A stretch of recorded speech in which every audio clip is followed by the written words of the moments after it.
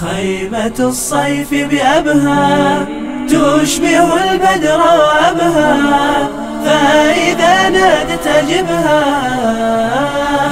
فائز إن تقتربها. خيمة الصيف بأبها. التعاون للدعوة والإرشاد بعسير أضاف إلى قاموس السياحة مصطلحا جديدا هو السياحة الدعوية، من خلال فعاليته الكبرى خيمة أبها السياحية الدعوية التي تقام هذا العام للمرة السادسة.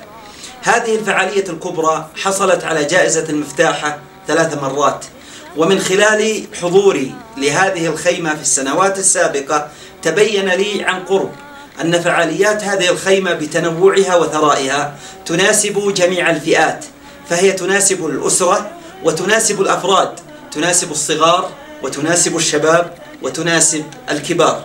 هذا العام ستنطلق فعاليات هذه الخيمة في 9 من شعبان وتستمر إلى 24 من الشهر نفسه بإذن الله تعالى. أنصح الجميع بالحضور وألا يحرم نفسه الفائدة والمتعة والأجر بإذن الله تعالى. وحياكم الله، وكما يقول أهل عسير مرحبا ألف.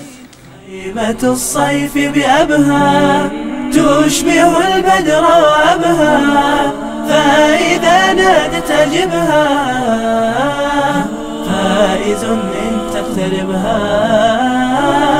خيمة الصيف بأبها.